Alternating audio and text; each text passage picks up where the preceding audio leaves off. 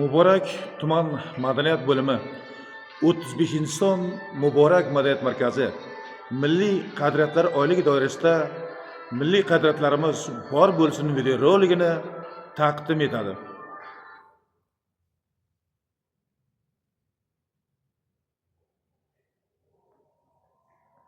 Qadrli shogirdlar, har bir yurtni, har bir davlatni o'z milliyligi bo'ladi. Mana bu milliy liboslarimizni avvallari ota-bobolarimiz, onaxonlarimiz, yosh kelinlarimiz kiyishgan. O'z milliyligini asragan, o'z dinini, o'z milliy qadriyatlarini qadrlagan inson hech qachon, hech qayerda xor bo'lmaydi. Sen har doim mana shu milliyligimizni unutmasdan ota-bobolarimizga mos ravishda farzand bo'lmog'i kerak. Milliy qadriyatlarimizni asrash nafaqat yoshlarni, balki keksa yoshli insonlarni ham eng oliy burchidir.